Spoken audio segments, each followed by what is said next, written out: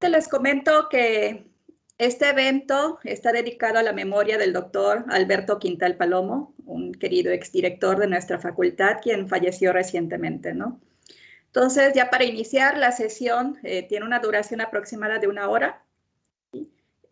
También esta hora incluye una sesión de preguntas y respuestas. Primeramente tendrá la palabra el doctor Jorge Omar Moreno Treviño y seguidamente el maestro Jorge Luis Andere Reyes. Me voy a permitir leer una breve semblanza de la trayectoria académica y profesional de nuestros ponentes. El doctor Jorge Omar Moreno Treviño es licenciado en Economía por la Universidad Autónoma de Nuevo León, maestro en Economía por el Colegio de México y la Universidad de Chicago, doctor por el Departamento de Economía en la Universidad de Chicago. Laboró en la Secretaría de Hacienda y Crédito Público, el Banco Mundial, el Centro de Investigación sobre la Opinión Nacional en la Universidad de Chicago, el Banco de México, el Colegio de México, la Universidad de Chicago, el Instituto Tecnológico Autónomo de México, ITAM, y la Universidad Autónoma de Nuevo León.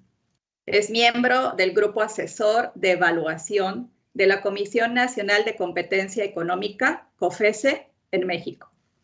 Las áreas de especialización incluyen econometría aplicada, capital humano, economía financiera y del desarrollo, economía de la familia y economía de la movilidad y el transporte. Actualmente es profesor de Economía y Finanzas e investigador de tiempo completo en la Facultad de Economía y en la Escuela de Negocios, ambas de la Universidad Autónoma de Nuevo León, en Monterrey, México. Por último, es líder y fundador del Cuerpo Académico de Economía de la Familia y de la Empresa. A continuación voy a leer el currículum del maestro Jorge Luis Andere Reyes. Jorge Andere es director ejecutivo de análisis económico en la Dirección General de Estudios Económicos de la Comisión Federal de Competencia Económica, COFESE, en donde, entre otros proyectos, ha colaborado en la elaboración del Estudio de Competencia en el Autotransporte Federal de Pasajeros y del Estudio de Competencia en el Servicio Público de Transporte Ferroviario de Carga. Previamente fue asesor en el Pleno del Instituto Federal de Pasajeros y director de evaluación de programas de transporte en la Secretaría de Comunicaciones y Transportes. Ha publicado artículos en la Revista de Economía de la Facultad de Economía de la Universidad Autónoma de Yucatán, nuestra revista, Análisis Económico y Economic Thought, además de haber sido profesor de asignatura de la Escuela de Graduados de la Universidad de las Américas, Puebla. Jorge Andere es licenciado en Economía por nuestra universidad, la Universidad Autónoma de Yucatán, y maestro en Economía por el Colegio de México. Entonces, primeramente le cedo la palabra al doctor Jorge Omar Moreno Treviño. Adelante, doctor.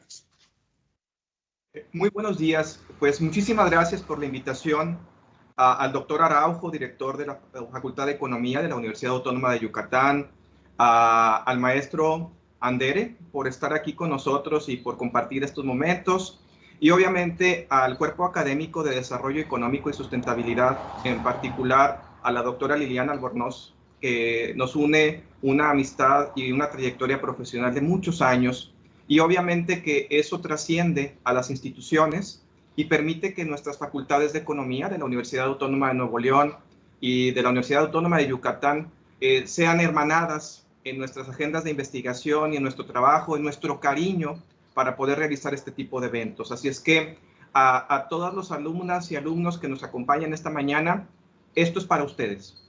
Esta celebración y este esfuerzo que están haciendo sus profesores para poder coordinar una agenda de trabajo esta semana es para ustedes.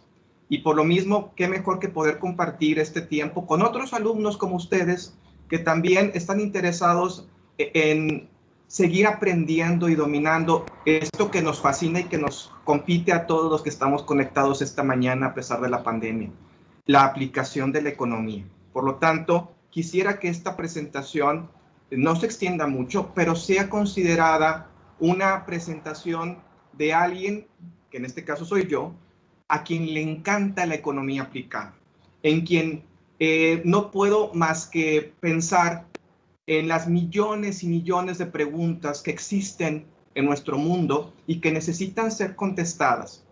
Y en cada pregunta en que haya una respuesta potencial, existe trabajo para nosotros como economistas.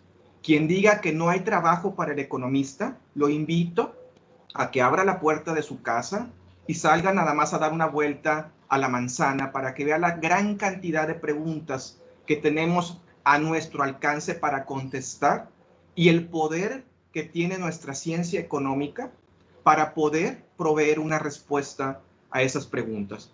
Este libro es uno de esos ejercicios, uno de esos momentos en los cuales simplemente abrí la puerta, salí un poco de la oficina y elegí una pregunta de investigación que esta mañana les comparto, esa trayectoria que me llevó a una serie de respuestas que yo espero que tengan sentido, un sentido económico y un sentido social. Así es que sin más preámbulo, voy a compartir pantalla con ustedes a manera de presentación, esperando que estos minutos podamos aprender juntos algo sobre economía del transporte. ¿Les parece? Entonces, sin más por el momento, la presentación tiene como nombre, como bien lo dijeron, Movilidad y Transporte en el Área Metropolitana de Monterrey, un análisis de demanda, costo y uso de medios. Y la realidad, esta presentación está hecha para celebrar 50 años de la fundación de la Facultad de Economía de la Universidad Autónoma de Yucatán, que es quien coordina este evento. Muchas gracias por la invitación y comenzamos. Comenzamos con una motivación. ¿Ok? Siempre como economistas, vamos a tener una motivación social detrás de nuestras preguntas. Y la motivación que quiero hacer en este momento es la siguiente. De manera consistente, diversos estudios sobre percepción ciudadana en el Estado ubican a la movilidad y el transporte como un tema prioritario en la agenda pública, a la par de otros como la seguridad y la contaminación. Estudios particularmente vinculados a la sociedad civil realizados por Así Vamos entre 2019 y 2016 de manera anual consistentemente ubican el problema de transporte como uno fundamental para resolverse. Simplemente a partir de esta problemática surgen preguntas de investigación que motivan una agenda de trabajo, que es la que yo espero estar motivando esta mañana con ustedes. Preguntas como, ¿puede la ciencia económica aportar respuestas claras y fundamentadas para entender este fenómeno multidimensional? ¿Qué nos dice la teoría económica sobre el valor social que tiene el transporte, las implicaciones sobre las decisiones de movilidad y su contribución para el desarrollo económico en una comunidad? Y finalmente, ¿qué sabemos del costo total y de la demanda de transporte en el área metropolitana de Monterrey? Todo esto, claro, a partir de los fundamentos científicos que tenemos como economistas, pero también de la información disponible y al acceso de todos, porque recordemos que para poder nosotros entender una realidad, necesitamos una interpretación de la misma, que es un modelo económico, pero también datos que permitan al menos capturar la esencia real de aquello que queremos nosotros estudiar. Con esto en mente, el objetivo general de este estudio es identificar los componentes del costo de transporte y de la demanda por movilidad en el área metropolitana de Monterrey, estableciendo las implicaciones económicas que tiene este estudio sobre la región. En particular, deseo presentar 4 objetivos particulares que quiero yo presentar esta mañana de manera breve, pero consistente. Después de todo, la mayoría de nuestros participantes son estudiantes que se preguntan una y otra vez, ¿para qué estoy estudiando esto? ¿Para qué mi profesora o mi profesor me está enseñando tal o cual herramienta? Bueno, quiero que sepan que es con un objetivo. Dentro de estos objetivos particulares yo defino 4. Primero que nada, definir un marco teórico para la estimación del costo total de transporte utilizando el concepto de valor de tiempo de traslado como base. Y esto nos remite a una literatura muy vasta que comenzó con Gary Becker en 1965, pero que en el caso del transporte alcanza una cúspide con el artículo seminal de Henscher en el 77. Segundo objetivo, identificar los determinantes de la demanda de transporte por uso modal, particularmente identificando el uso del automóvil y del transporte público en forma de autobús, integrando características como el motivo de viaje, el desembolso directo, el ingreso, la distancia y el tiempo, entre otros factores sociodemográficos, permitiéndonos estimar el costo total de transporte, considerando dos conceptos fundamentales que diferencian este trabajo de otros trabajos realizados al respecto. Uno, efectivamente, el costo directo, pero por otra parte, algo que los economistas denominamos el valor del tiempo de traslado, el costo de oportunidad, para finalmente, a partir de este estudio, localizar aquellos municipios que son expulsores y atractores de viaje y poder calcular la incidencia social de los costos de transporte para cada municipio de la entidad. Como este es un resultado científico, no es una novela, no me quiero guardar el resultado para el final. Un resultado científico debe exponerse desde el principio, particularmente para poder atraer la atención de ustedes, estudiantes. Entonces, ¿qué podemos nosotros saber de este marco teórico aplicado al caso particular del área metropolitana de Monterrey? Pues podemos saber lo siguiente, que el estudio del costo total de transporte y la demanda por uso modal nos permite demostrar y contestar tres hipótesis fundamentadas en la teoría económica, pero demostradas a la luz de la evidencia de los datos.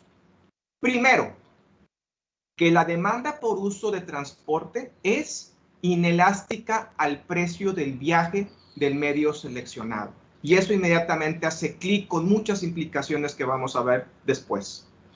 Segundo, que el costo total de transporte es regresivo, tanto en su componente de desembolso directo como el valor de tiempo, a lo largo de todos los estratos de ingreso en toda el área metropolitana de Monterrey, significando esto, en palabras muy sencillas, que los pobres sufren más. Y tercero, que a pesar del desarrollo regional que presenta el área metropolitana de Monterrey, que es inmenso, es muy grande en los últimos 10 años, porque de hecho ya nos ubican como la segunda urbe más importante en México después de la Ciudad de México, el municipio de Monterrey sigue siendo el principal atractor de movilidad, ocasionando aglomeración en las vías de acceso con respecto a los municipios expulsores de viaje, los cuales requieren mayores tiempos de traslado, pero también donde habitan las personas de menores ingresos. Es decir, tenemos un problema social muy complejo, donde los municipios más distantes y que requieren trasladarse a Monterrey son también donde habitan las personas de menores ingresos en el área metropolitana, lo cual acentúa la regresividad del transporte. Con todo lo anterior, ¿por qué leer un libro de esta naturaleza? ¿Por qué estar aquí esta mañana, además de la asistencia obligatoria de los estudiantes? Bueno, porque un trabajo académico de esta naturaleza, es decir, contestado con el poder y las herramientas de la ciencia económica, es de interés de la sociedad en general y para los tomadores de decisiones en el gobierno, porque contribuye a la frontera del conocimiento, ya que provee una respuesta a una pregunta importante en la agenda pública, la movilidad y el transporte. 2, adapta teoría económica de frontera a un problema del ámbito local en el área metropolitana de Monterrey, pero como lo decía el director de la facultad, pero que también se va a permear a otras áreas metropolitanas tarde que temprano, que están creciendo con sus propias restricciones de crecimiento geográfico. 3, utiliza datos públicos. Esto es muy importante, ya que facilita la extensión de resultados a nuevas preguntas de investigación. Para que la ciencia sea útil, tiene que ser replicable. Y el hecho de que estos datos sean públicos y que cualquiera que nos acompañe esta mañana quiera acceder a ellos y utilizarlos por su propia cuenta, hace que este estudio sea también relevante para futuras agendas de investigación. 4. Se demuestra la relevancia de los estudios en el contexto social actual. ¿Por qué? Porque implicaría fuertes resultados si se hace una reapertura gradual con respecto al COVID-19. Como lo vamos a ver, el transporte va a jugar un papel importantísimo en la reactivación económica. Y finalmente, construye los fundamentos para extrapolar estos resultados a otros contextos de desarrollo urbano. Así es que estas son las contribuciones del libro que espero poderlos convencer esta mañana. Entrando de lleno a la metodología. Cuando hablamos de metodología, yo les digo a mis estudiantes, si quieres hacer un pastel de chocolate, ¿ok? No te vas a ir a la cocina y empezar a combinar ingredientes a como se te ocurre que puede salir un buen pastel de chocolate, sino que vas a ir a Google o vas a comprar un libro de recetas de pasteles de chocolate y de acuerdo a lo que tú quieras hacer, las vas a ordenar y seleccionar aquella que mejor convenga a lo que tú quieres hacer. Bueno, un marco teórico o un marco metodológico lo que presenta es la organización, que en este caso no son recetas de pastel de chocolate, sino de estudios y datos que nos permiten construir una respuesta con base a las preguntas de investigación que estamos haciendo. Y hay 3 tipos de ingredientes en una buena metodología. La teoría económica, que es la que provee las hipótesis, que en este caso son la teoría de los precios completos y el uso del tiempo en el hogar productor, desarrollada por Becker, y la ecuación del valor del ahorro en tiempo de traslado, desarrollada por Henscher, que se amplía para factores sociodemográficos en el estudio de la demanda por uso modal, que perfectamente lo plantean Small y Berhoff en el 2007. Es decir, esa es la teoría económica, el molde sobre el cual nosotros construimos el pastel. Luego vienen los datos, que son los ingredientes de nuestro pastel de chocolate. Y en este caso, los datos que yo presento en este libro son públicos y aprovecha el diseño muestral representativo y acceso a información de un módulo vinculado a la movilidad de la encuesta Así Vamos, y algunas adaptaciones propias que realicé a una metodología de matriz origen-destino para el viaje principal. Finalmente, si ya tenemos el molde y los ingredientes, viene la manera de combinarlos para hacer el pastel de chocolate. Y ahí es donde entra la econometría. La econometría es la manera de combinar para que los ingredientes quepan en ese molde y nos den el mejor pastel posible. Y en este caso, la econometría provee el uso de modelos logit multinomiales no ordenados para la estimación de la demanda de transporte y además provee también una herramienta para el cálculo y la descomposición del costo de transporte y de la demanda integral por municipio. Entonces tenemos básicamente una agenda completa para ponernos a trabajar, sentarnos frente a la computadora e inspirarnos con un buen cafecito para seguir adelante. Con base en lo anterior, esta primera parte, que es la teoría económica del valor de transporte, les va a ser muy útil, muchachos, particularmente aquellos que ya vieron microeconomía o están viendo microeconomía, porque se basa en estudiar las decisiones de un consumidor, como el consumidor de pizzas y de Coca-Colas de todas esas ámbitos y servicios que nosotros estudiamos en microeconomía 1. Bueno, nosotros vamos a adaptar ese modelo para integrar un concepto nuevo que introduce Becker en el 65, que es el uso de tiempo. El recurso escaso por excelencia al que todos tenemos exactamente el mismo acceso, 24 horas al día. No lo podemos intercambiar, no lo podemos ahorrar, no lo podemos vender, pero todos tenemos que gastarlo de alguna manera. Entonces Becker se preguntó en el 65, ¿qué implicaciones tiene el uso del tiempo sobre las decisiones de consumo. Y bueno, obviamente esto se amplía para otros muchos trabajos que la presentación va a quedar aquí disponible para que ustedes la lean. Bueno, básicamente que el vector de consumo de bienes y servicios que la profesora Lilian seguramente les explicó, son una lista de cosas que los consumidores pueden comprar en el mercado. Ahora debe integrar no solamente el nivel de consumo, sino también el tiempo necesario para consumirlo. ¿Te duele la cabeza? Necesitas un Tempra. Perfecto.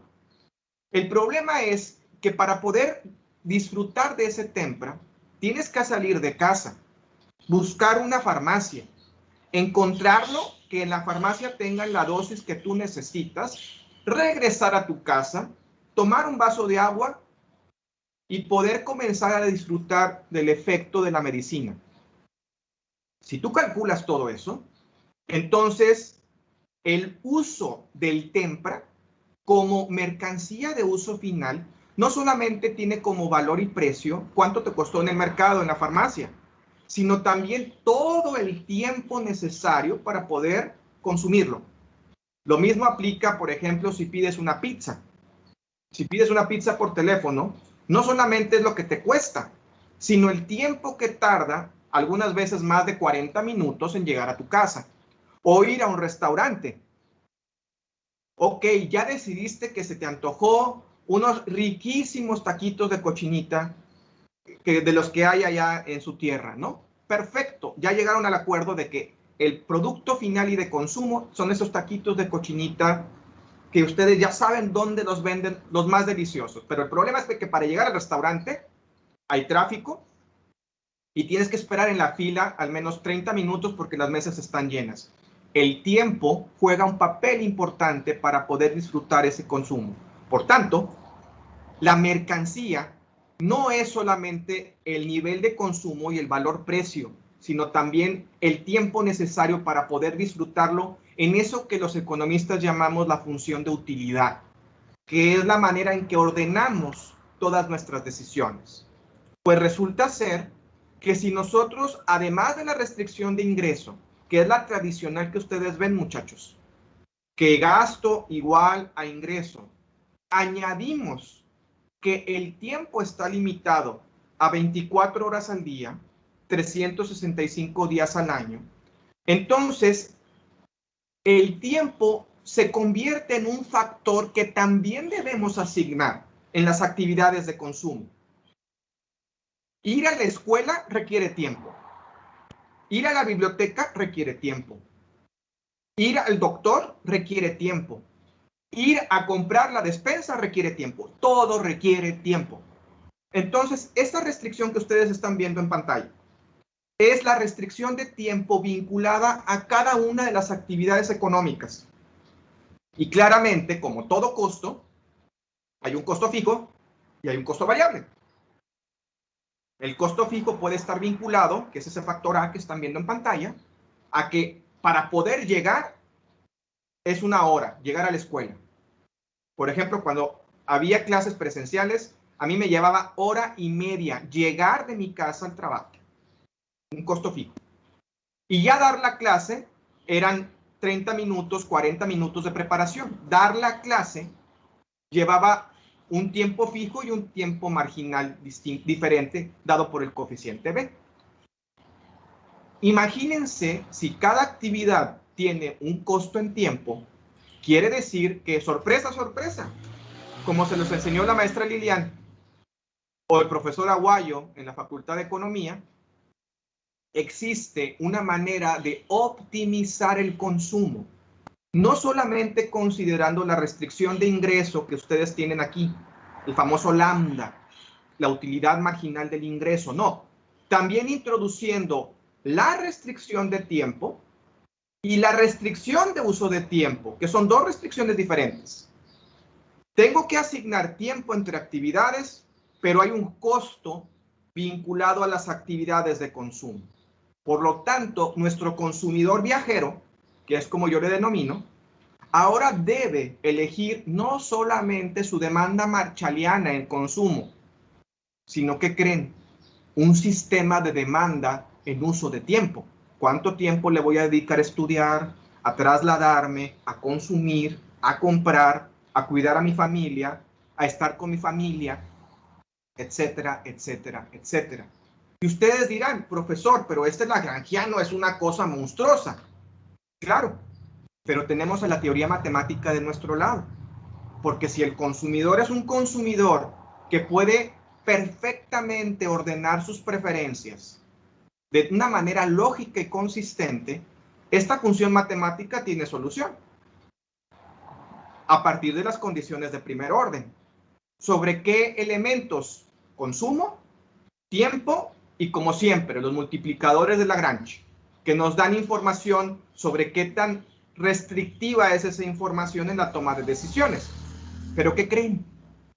Que si nosotros suponemos que nuestras necesidades son infinitas, díganme, ¿es eso suponer demasiado? ¿Que el ser humano tiene necesidades infinitas? San Agustín, padre de la iglesia, decía que no, porque tanta era nuestra necesidad que lo único que podía llenarlo era Dios, el ser infinito. Entonces, de manera filosófica, suponer que el ser humano tiene necesidades infinitas, que lo único que lo satisface es el infinito, tiene como implicación, adivinen qué, que la función de utilidad es estrictamente creciente. Y si esto es así, entonces la solución de esquina, como matemáticamente se ve esto, no existe. Todo es una solución interior. Los multiplicadores de Lagrange son positivos y las condiciones de primer orden se satisfacen con igualdad estricta. Por tanto, las condiciones de primer orden sobre los multiplicadores de Lagrange, el tiempo y el consumo, van a ser una familia de condiciones que no las vamos a ver porque no es un curso de microeconomía. Eso se lo dejo a la doctora Liliana. Pero que sí tiene una implicación muy importante. Esta que está aquí. A partir de la función de utilidad indirecta, a partir del lagrangiano óptimo, es posible calcular el valor del tiempo para cada actividad. Y expandiendo la idea de Becker, el valor del tiempo no solamente es el salario de mercado, sino además el valor de las horas extra de tu productividad, que es el segundo componente, el valor del tiempo que tú dejas de hacer en cosas que te gustan, y finalmente le restas una utilidad marginal, que es la utilidad de hacer cosas que sí te gustan y que por lo tanto no representan un costo en tiempo. Por ejemplo, si te gusta practicar béisbol, ¿ok? Este valor último negativo le va a restar valor a ese tiempo porque después de todo estás disfrutando. No es un costo para ti, lo estás disfrutando. ¿Sí me explico? Hay actividades que disfrutamos. Cuidar a un enfermo, por ejemplo, al que tú amas, puede ser algo que disfrutas mucho. No importa que te duela. Te duela por el ingreso que no percibes, pero lo disfrutas porque estás al lado de alguien que amas. Entonces, ese resta es porque hay actividades que disfrutamos hacer, pero que también requieren tiempo. Esta cosa que está aquí es lo que los economistas llaman la ecuación de Henscher. Es el valor de uso de tiempo y que Walker y Ben-Akiva demostraron que podemos linealizar como si fuera un modelo de regresión lineal en función del tiempo, del costo, de factores observados y no observados, como cualquier regresión lineal que ustedes analizan, pero lo que es más, Ben-Akiva demostró que si nosotros podemos ordenar de manera lógica nuestras preferencias de uso de tiempo, qué actividades tienen mayor valor y qué actividades tienen menos valor, a través de un modelo Logit, podemos estimar el sistema completo de demanda de transporte. Sorpresa, sorpresa, la econometría nos va a regalar los parámetros de demanda. Por tanto, habiendo visto la teoría, la encuesta de percepción ciudadana, si vamos, tiene información muy importante que nos puede ayudar a recuperar esa demanda de transporte. porque es representativa por municipio para Nuevo León y para cada área metropolitana a través del tiempo, conforme ha ido creciendo. ¿Por qué representativa? Porque utiliza como base de muestreo el censo poblacional y a partir de esa encuesta, que son los ingredientes con que contamos, podemos capturar de manera correcta parámetros que nos van a ayudar a estimar la demanda de transporte. Vámonos a los resultados. Pues, ¿qué creen? Resulta ser que la demanda por transporte es heterogénea a través del ingreso, lo cual no debería sorprendernos. En color gris, ustedes ven cómo el porcentaje de uso de camión cae con respecto al decil de ingreso y el porcentaje de uso de automóvil crece con respecto al decil de ingreso, lo cual quiere decir que la elasticidad de ingreso del transporte es diferente. Es un bien inferior para los camiones, para el uso de camiones, y es un bien de lujo para el uso del automóvil. Pero hay algo muy importante con respecto a esto, muchachos. Y es que notemos este numerito que está por aquí. 5.9% de la movilidad en automóvil, 6%, la realiza el decil más bajo de ingreso. ¿Qué quiere decir esto? Que no obstante que la gente sea pobre, tiene un automóvil y lo usa. ¿Ok? Es decir, el uso de automóvil no es exclusivo de los gentes de estrato superior de ingreso. La gente pobre también tiene un automóvil y también lo usa. Entonces, tenemos aquí dos resultados importantes.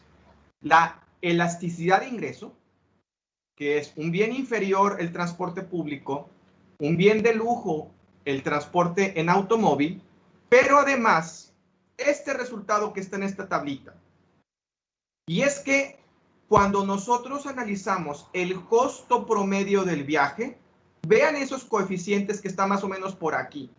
Repito, la presentación se las voy a regalar. Los coeficientes son casi cero con respecto al precio. La demanda de transporte no reacciona al precio, ni del camión, ni de la gasolina. Reacciona al ingreso de los hogares. Piensen en eso más adelante, porque esto implicaría esta segunda tabla de resultados, que el costo de transporte, al ser inelástico en el precio y elástico en el ingreso, es regresivo. Afecta más a los estratos de menores ingresos. Por ejemplo, el costo del automóvil puede representar hasta 51% del ingreso para los estratos de menor ingreso, pero este porcentaje va cayendo hasta representar un 12% del ingreso para los estratos de ingreso superior. Pero ¿qué pasa con respecto al uso del camión urbano, autobús urbano? Este camión, el uso de camiones puede representar 17.6% del ingreso de la gente de menor estrato y va bajando hasta 5.1% del ingreso de la gente de mayores estratos. No importando si es camión o automóvil, el costo de transporte es regresivo. Afecta más a los que menos tienen. Es inelástico en el precio, elástico en el ingreso y regresivo en términos de los costos sociales para la población, lo cual implicaría, extrapolando estos resultados para los municipios, que aquellos municipios que concentran los estratos de menor ingreso y que son los municipios más distantes en el área metropolitana de Monterrey y que por tanto son los que tienen peor acceso al transporte público, son los que enfrentan mayores costos sociales en términos de movilidad, como son el caso de García, Juárez y Apodaca, los tres municipios más distantes y dispersos del polo de atracción que es Monterrey. Por tanto, ¿qué conclusiones quiere llegar el profesor Moreno esta mañana? Lo siguiente, que si tú tienes tu teoría económica clara, y esta econometría llega a convencerte, la agenda de trabajo sobre movilidad es increíblemente interesante, porque lo que implicaría es que los controles de precios, como son el impuesto a la gasolina o los subsidios a las tarifas de transporte público, son insuficientes para el diseño de una política de transporte público óptima. El control de precios, en palabras norteñas, no jala, no funciona. Se requieren opciones que amplíen las alternativas de uso para los usuarios y que permitan conectar oferta y demanda en áreas como comercio, servicio, educación y salud. En términos del costo total, del tiempo y del valor del tiempo de viaje, notemos que el valor del tiempo juega un papel importante en la toma de decisiones, pero que el costo total es altamente regresivo. Por lo tanto, una política social de transporte debe estar enfocada en reducir también los tiempos de traslado de manera efectiva, porque los flujos de viaje, que es la tercera conclusión, muestran que los municipios del área metropolitana de Monterrey requieren de una política integral que una todos los medios de transporte y todos los municipios de manera coordinada. No podemos pensar que el acceso al camión o al metro en Monterrey es la solución. Debe considerar que los flujos de transporte son de todos los municipios para todos los municipios y que por lo tanto ante necesidades diferenciadas requeremos políticas complejas para poder resolver esos problemas. Lo que implica esto es que el transporte público y el acceso a medios de transporte está en el corazón de la formación de una política pública porque está vinculado al capital humano de una sociedad, ya que determina, como otros artículos que vienen y que próximamente van a ser publicados, la participación en el mercado laboral. Es decir, el transporte también juega un papel importante para conectar oferta y demanda de trabajo. La equidad de género, porque como lo demuestra un paper que se va a publicar próximamente, el aumento del transporte público aumenta la participación de las mujeres en el mercado laboral, reduciendo la discriminación y brecha de género. El acceso a educación tan necesaria para poder remediar la pobreza en nuestro país. Los mecanismos de control de contaminación ambiental están también vinculados al transporte público. Obviamente, la reducción de la propagación de contagios por COVID-19 va a depender de que el transporte público permita la fluidez de los mecanismos de asignación, oferta y demanda, y finalmente la planeación urbana, que es un fenómeno que tal vez en Mérida va a cobrar una relevancia muy importante, siendo una de las ciudades a las que yo elegiría vivir por gusto, una ciudad bellísima. Siento yo que la planeación urbana va a jugar un papel importante para no devastar esas hermosas selvas, pero al mismo tiempo poder coordinar el desarrollo necesario que pueda vincular todos los mecanismos de consumo y producción en el área metropolitana de esa ciudad, como lo está jugando para el área metropolitana de Monterrey. Con esto concluyo. La movilidad y el transporte, en particular el acceso a medios públicos, son componentes económicos fundamentales en la organización de una sociedad, capaces de promover la equidad, la inclusión y organización urbana, ejes del crecimiento económico, compatible con un desarrollo armonioso, siempre basados en las personas, en la mejor calidad de vida de nosotros como ciudadanos.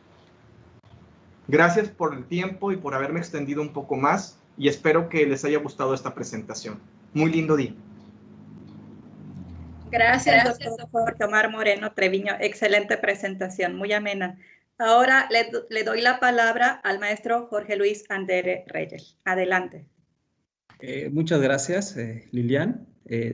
Primero que todo quisiera, como siempre, para mí expresar que es un honor estar participando en este evento en la Facultad de Economía.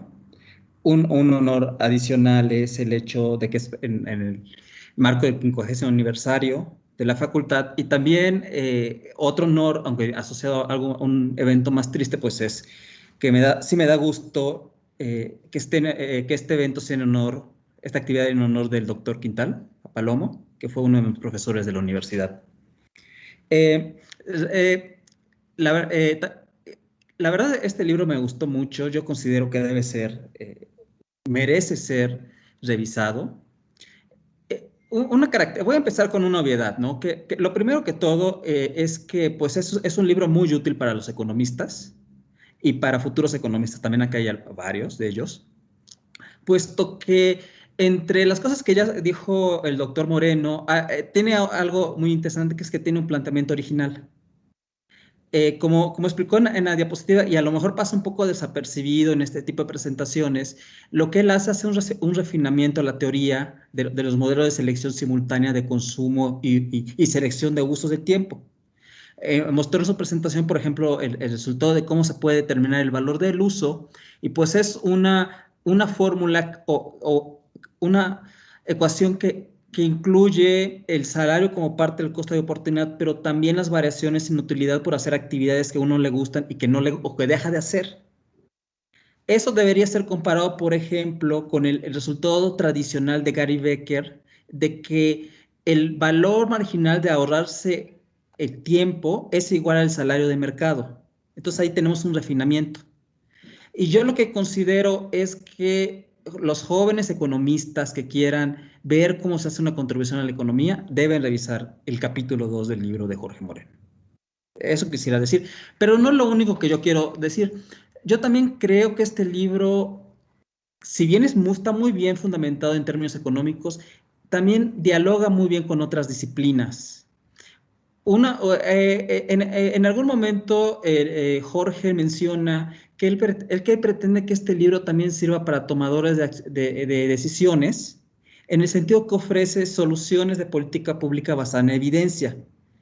En tanto que las políticas públicas son una disciplina multidisciplinaria y también una tarea multidisciplinaria, necesariamente los economistas tenemos que dialogar con otros expertos de otras disciplinas. Y este libro creo que lo logra muy bien. O sea, creo que puede servir, por ejemplo, para lectores muy atentos entre ellos urbanistas, sociólogos, incluso abogados. De la cierta manera, voy a poner un ejemplo para no hablar tan en abstracto. Por ejemplo, también comenta Jorge en su presentación que uno de sus hallazgos principales es que el costo del transporte en el área metropolitana de Nuevo León es regresivo. Como bien menciona, esto quiere decir que el costo de transporte afecta más el bienestar de las personas de bajos ingresos que los de altos ingresos. Y menciona también en algún momento, Jorge, pues que esto podría ser pensado para, por ejemplo, si el costo de transporte es regresivo, algo que uno debería estar pensando sería, bueno, entonces deberíamos diseñar rutas de transporte más eficientes en un contexto en el cual las características del terreno dificultan mucho. Son una restricción importante. Está pensado principalmente en el área metropolitana de Monterrey, por supuesto. Pero yo lo que pienso, bueno, esto tiene implicaciones directas, por ejemplo, para ingenieros en transporte o para urbanistas que están pensando cómo diseñar mejores rutas, más óptimas, que ahorren tiempo, pero incluso también tal vez en contextos en el cual el terreno no sea una restricción tan fuerte, pudieran incluso hacer intervenciones en el diseño urbano. Estoy pensando probablemente en Mérida, ¿no? Que yo conozco bien Mérida, conozco un poco Monterrey, y yo cuando él dice que el terreno es una restricción importante, o sea, yo entiendo que se refiere a la topografía montañosa, situación que no está, por ejemplo, en Mérida. Entonces, si en Mérida se comprueba la hipótesis de que el costo de transporte es regresivo, pues probablemente políticas públicas basadas en cambiar o intervenir el trazo urbano pudieran ser relevantes. Entonces, en ese sentido, yo lo que creo es que este libro logra dialogar muy bien con las propuestas e inquietudes de otros expertos en transporte y movilidad que no sean necesariamente economistas.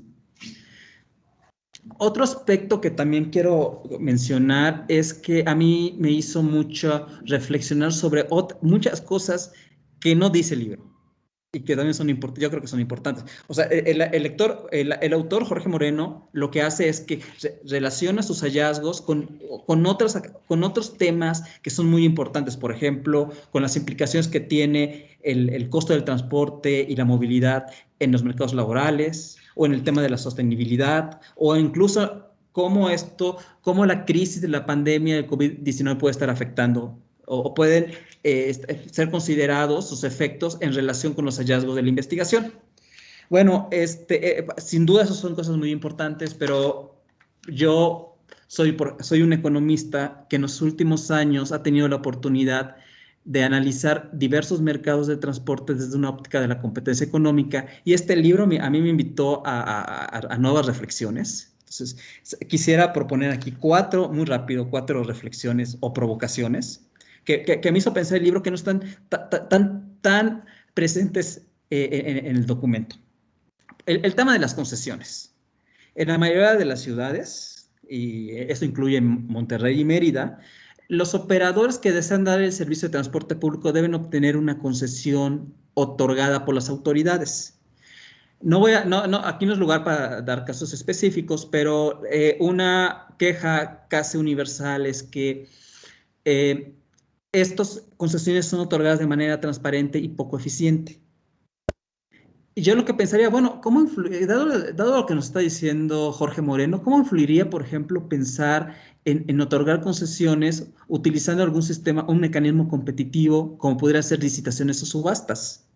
Para mí, por ejemplo, dos efectos que podrían ser positivos es que se asignarían eficientemente a aquellos operadores que mejor los valoren.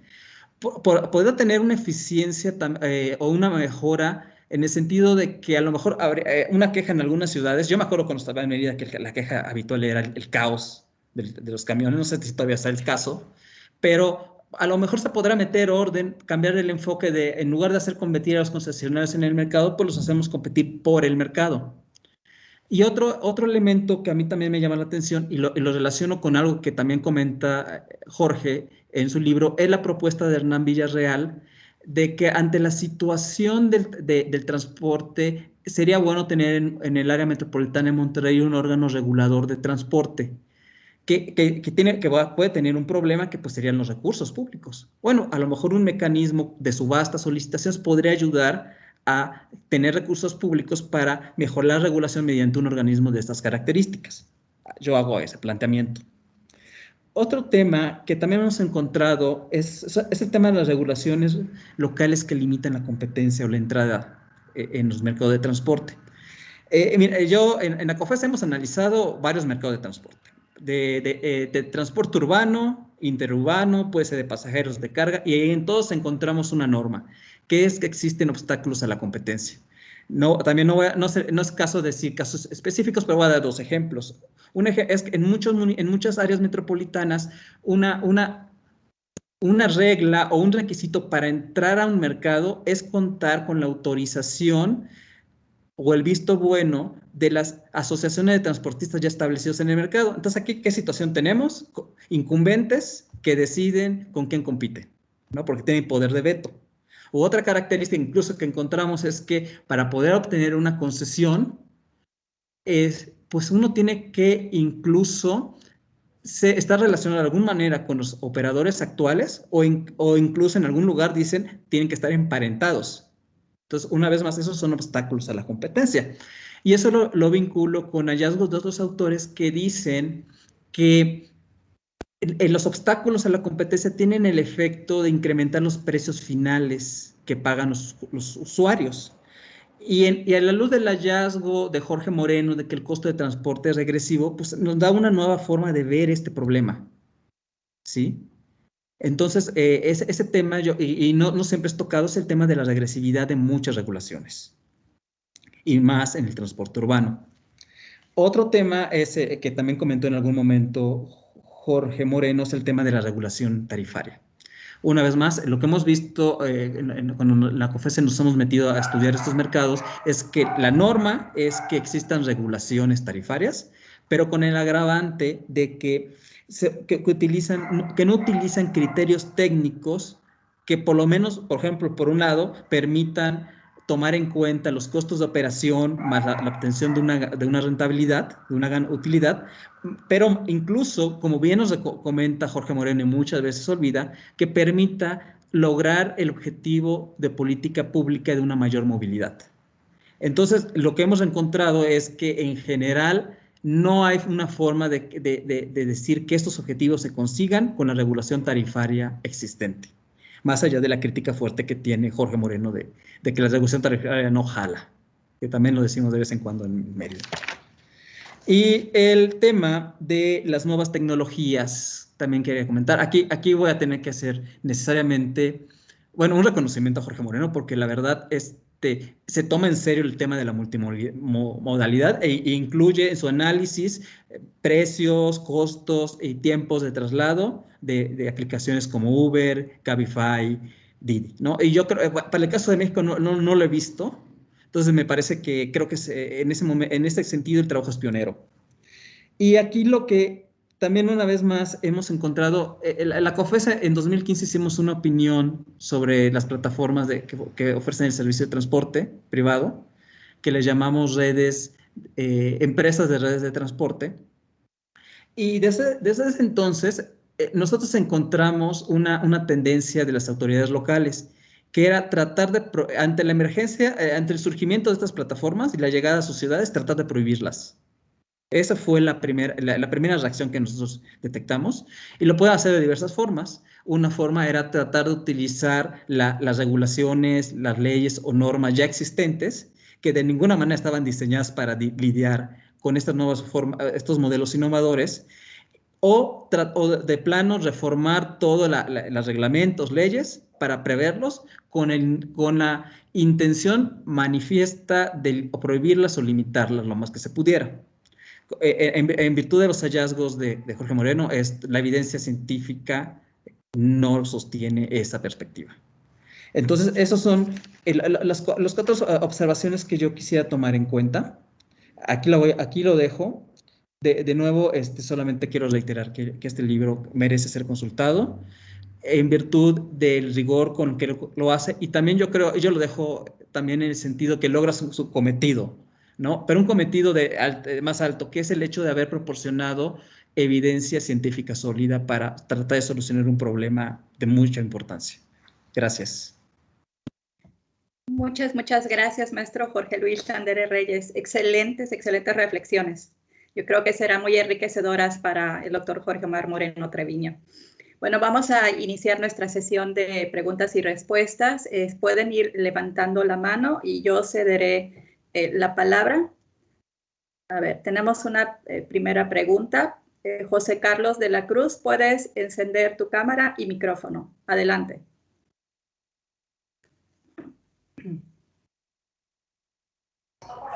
Hola, ¿qué tal? Buenos días. Principalmente, muchas gracias, doctor Moreno, muchas gracias por la presentación, la verdad sí fue de mucha ayuda.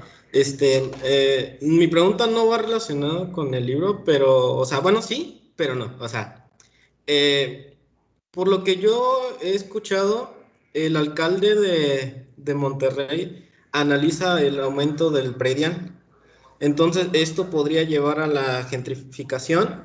Entonces, ¿esto afectaría lo que es al transporte público directamente, no? Ya que el área metropolitana se gentrificaría y esto haría que las personas que están ahí en esa zona se alejarían de la zona metropolitana, como pasó en San Francisco con la llegada de los programadores, ¿no? Entonces, se vería afectado directamente el transporte público, ¿no? Mira, es una pregunta muy interesante porque habla sobre, implícitamente, tu pregunta habla de un tema de endogeneidad. ¿Ok? El terror de los terrores para el econometrista, ¿no? Cuando se toman múltiples decisiones de manera simultánea, como dónde vives depende del acceso al transporte, pero el acceso al transporte depende de dónde vives, ¿no? Chispas, o sea, ¿qué mueve a qué? Te tengo una noticia.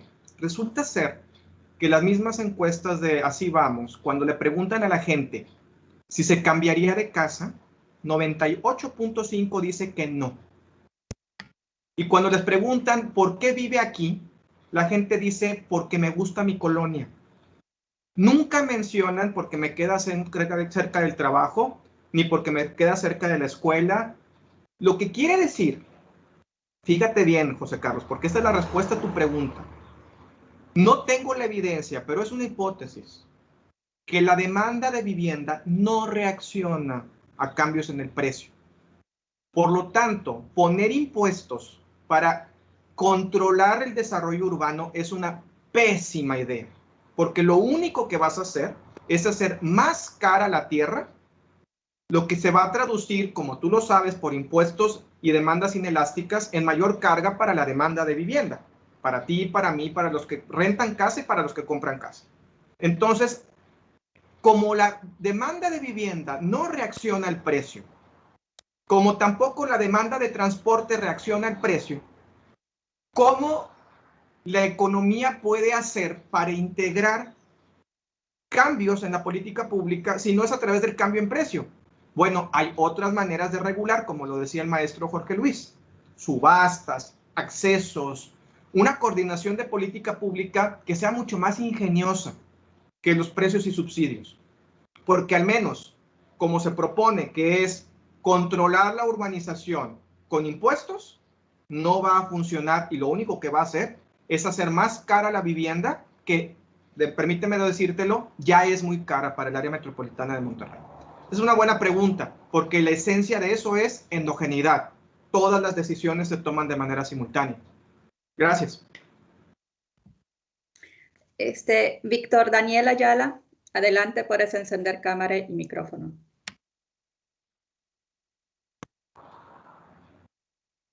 Mira, mi pregunta es más igual sobre algunos comentarios y algunas notas que he leído sobre el gobernador actual, Samuel García, con respecto a la nueva interestatal que va directo a la frontera con Colombia. ¿Cómo esto beneficiaría?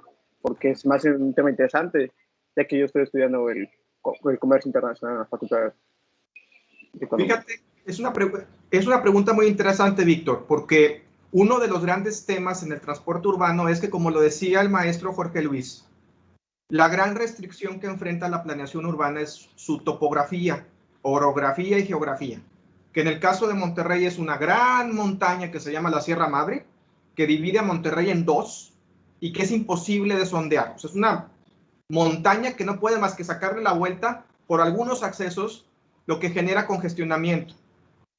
Entonces, uno de los grandes problemas del área metropolitana de Monterrey es que, siendo una zona metropolitana, necesitas el comercio y por lo tanto necesitas la circulación de trailers, ¿ok? Que ocupan mucho espacio y restringen el acceso a vialidad y ocasionan muchos accidentes. Realizar una diagonal que permita conectar las zonas de comercio sin tocar el transporte público, lo que generarías, como tú lo intuyes, es mayor beneficio en el comercio internacional, porque permitirías mayor rapidez y fluidez de una manera más segura, y de manera indirecta tocas el beneficio de los ciudadanos metropolitanos al reducir los espacios de traslado de los trailers, únicamente limitándolo a aquellos que alimentan rutas de comercio necesarias para la ciudad.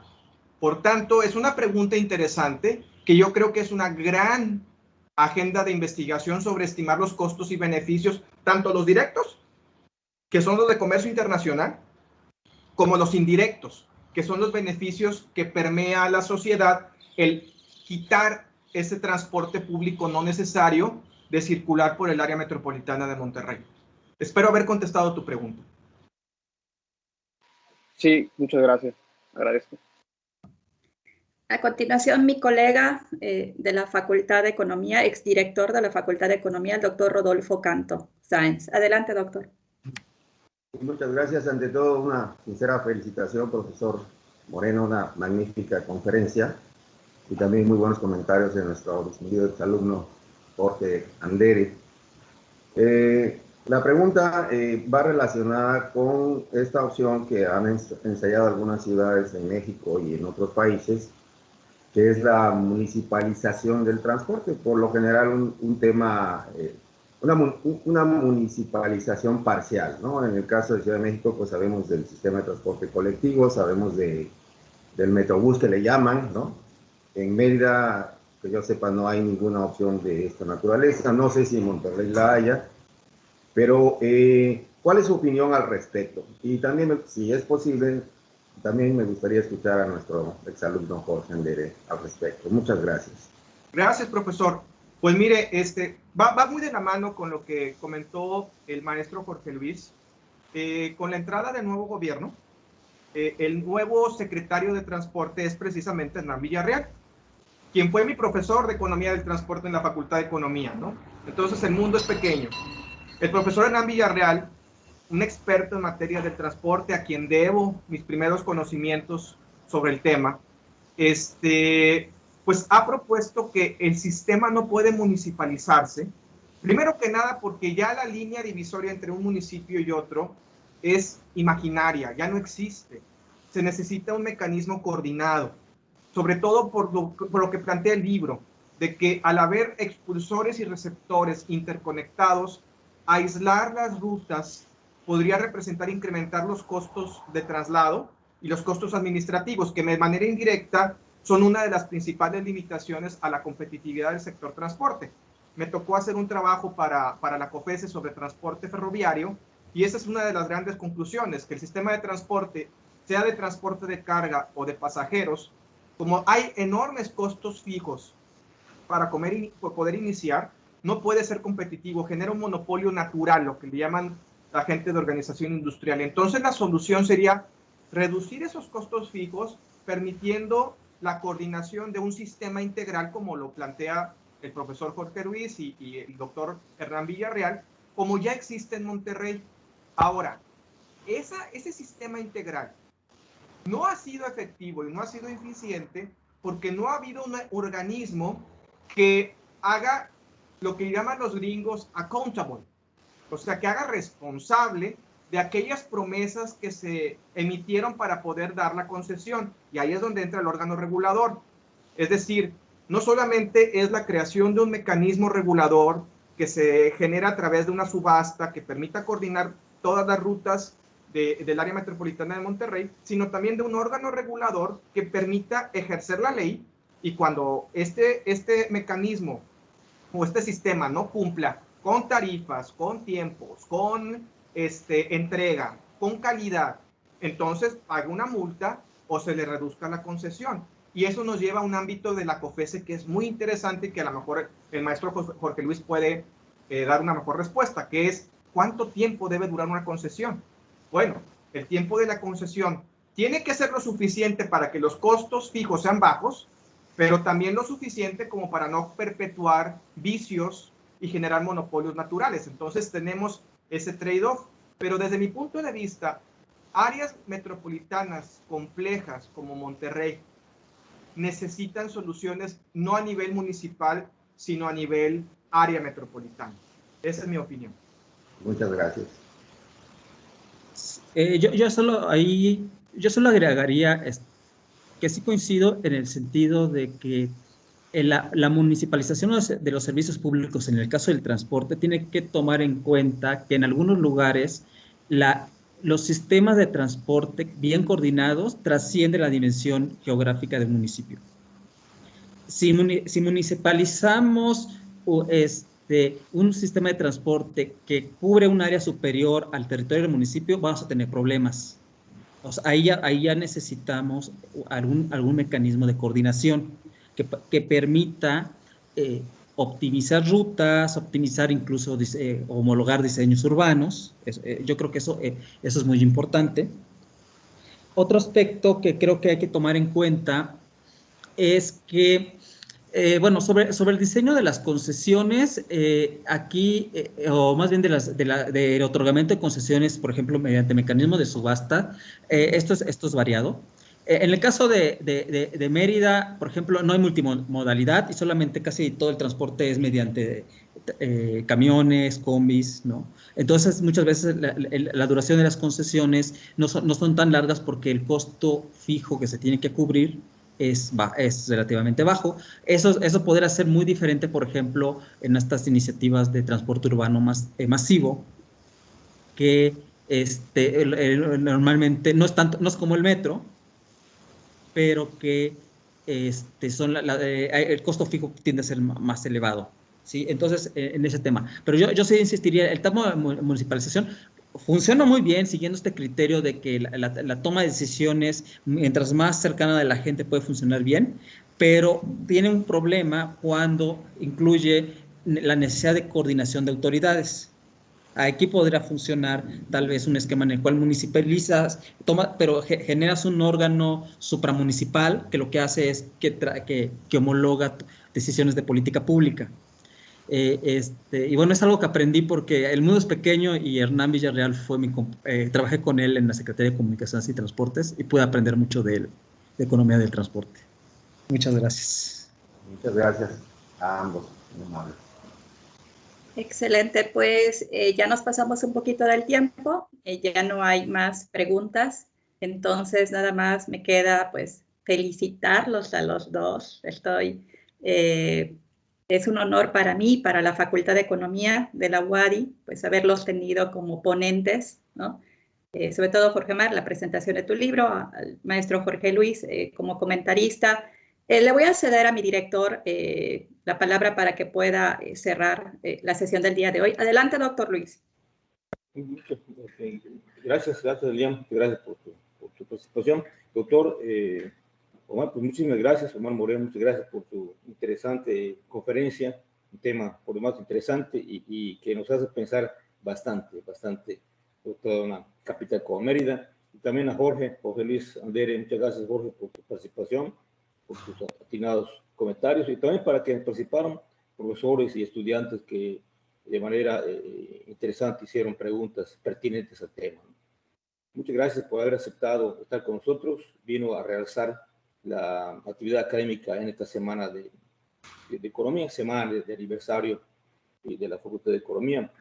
Bueno, doctor, que sean muchas veces más, ojalá que en el futuro que lo tengamos no solamente de manera virtual, sino que hay condiciones para que también nos visite Mérida, con muchísimo gusto aquí en la Facultad de Economía. Nos dará muchísimo gusto que usted nos acompañe para alguna actividad académica también. Por supuesto que sí.